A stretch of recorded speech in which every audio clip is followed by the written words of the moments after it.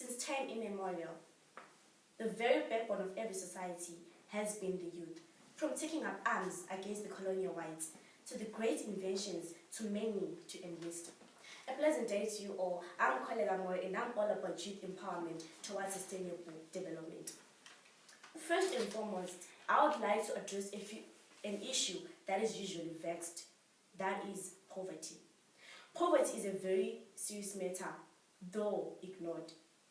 If taken lightly, it can cause depopulation.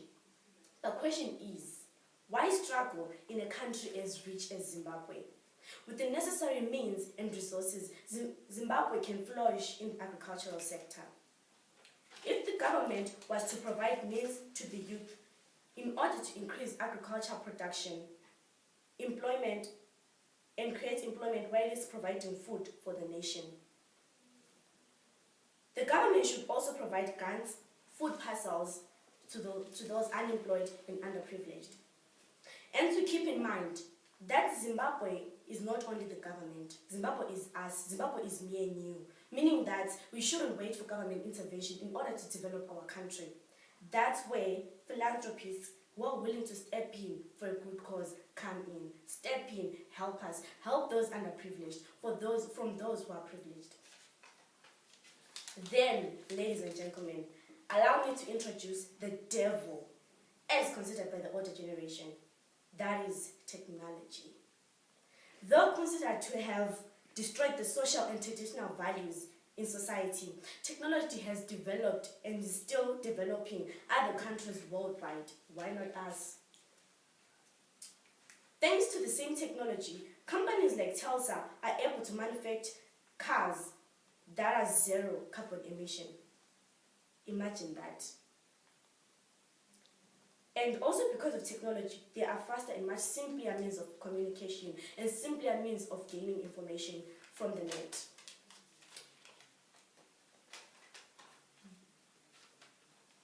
Gender equality. Developing our nation is everybody's responsibility. It's everybody's right, regardless of your gender, male or female, boy or girl. Anyone except for no one can take part in the sustainable development of our country, because this country is ours. It belongs to me, it belongs to you, it belongs to men, it belongs to women.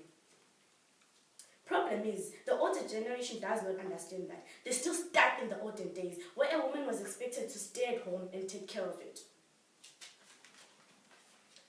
That is why I say, ladies and gentlemen, let's empower the youth and face change, which is the very thing the older generation is scared of. Let's face change. There is change in everything. There is change in fashion trend. There is change in how we live as people, as human beings. Let's face change. Change is how we develop. It's how we move. And say goodbye to gender-based discrimination. Hello to gender inequality, because that's the new flow.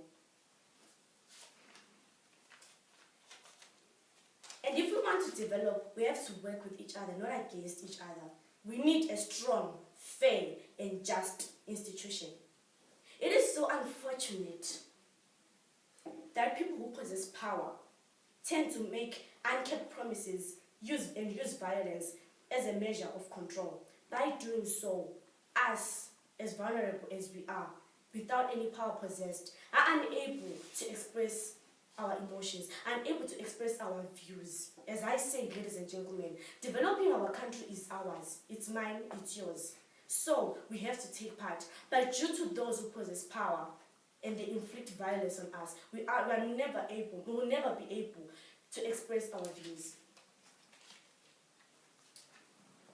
I've said this and I'll repeat it again. For us to develop, we must work together, not against each other. Together, we move. Departed, we stop. Gain ground, stand up, stand firm, and take action. It is high time we put our brains together to make Zimbabwe a better place, a better nation, and a better world.